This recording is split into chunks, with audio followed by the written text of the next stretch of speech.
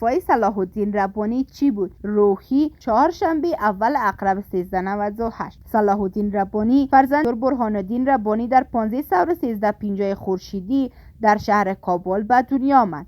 وی مکتب را در کشور پاکستان به پایان رساند و بعد از اخذ مدرک برای ادامه تحصیل عازم کشور عربستان سعودی شد.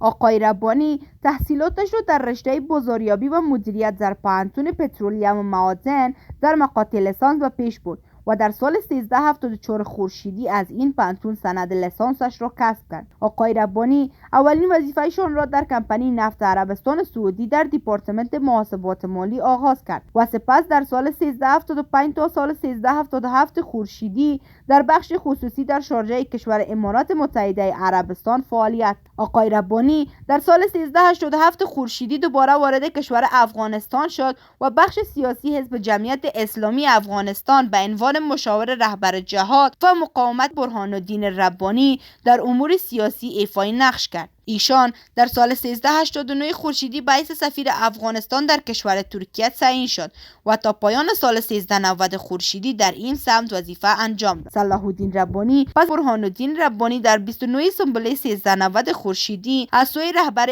حزب جمعیت اسلامی به عنوان سرپرست این حزب انتخاب شد. همچنان پس از مدت در 26 حمل سال 1391 خورشیدی اعضای شورای عالی سالنی صلاح الدین ربانی را به اتفاق آرا به عنوان رئیس جدید این شورا و جانشین برهان الدین ربانی برگزیدند و حامد کرزی رئیس جمهور وقت آن به طور رسمی اعلان حمایت از آن را کرد. اما امروز بعد از چاشت آقای ربانی با انتشار استعفانامه‌اش خطاب به اشرف غنی رئیس جمهور نوشته است که در مدت 5 سال به عنوان وزیر خارجه افغانستان شاهد آن بود که با ایجاد شبه ساختارهای موازی و با آشیان راندن نهادهای اساسی حکومت ادامه کار را در حکومت سلا ندانسته و استعفا می‌کند. صلاح الدین ربانی در استعفانامه‌اش چنین نگاشت: در این مدت فضای کاری در حکومت وحدت ملی از همان آغازین روزهای این حکومت تا این روزهای پایانی مطلوب نبود. در این مدت شاهد بودم که با ایجاد شبه ساختارهای موازی و با آشیان کشاندن نهادهایی که در همه نظامهای دنیا حیثیت ستون نظام را دارند با ساختار دولت همچون یک انجوی شخصی و برخورد سلیقه‌ای صورت می‌گیرد و کلیت دولت آگاهانه و ناآگاهانه تخریب شد. در این مدت زیر شعار اصلاحات چنان برخوردهای غرض آلودگی صورت گرفت که در دراز مدت ترویج کننده و نهادینه ساز تبعیض و تعصب در جامعه و بنیادهای وحدت و همدلی جامعه ما را شدیداً آسیب می‌رساند. حدود 5 سال همه این وضعیت را تنها به خاطر تعهدی که در برابر مردم و جامعه خویش داشتم به منظور نگهداری کلیت نظام و جلوگیری از شکنندگی جامعه و کشور تحمل و به قبول دشواری‌های زیادی به عنوان مسئول اجرایی سیاست خارجی جمهوری اسلامی افغانستان در راستای تامین و پاسداری در منافع ملی در سطح نظام بین الملل مسئولانه کار کردند. وی همچنان گفته که آنکه دوره کاری حکومت وحدت ملی به پایان رسیده و وضعیت شکننده کنونی بیشتر از پیش به ایجاد فضای همدلی و همبستگی ضرورت دارد، تخریب نهادهای دولتی و شیوه گوناگون از سوی آنهایی که خود اهدای دولت ساز دارند غیر قابل تحمل است. این در حالی است که آقای صلاح الدین ربانی رئیس حزب جمعیت و از نزدیکان متحدان عبدالله رئیس اجرایی افغانستان است.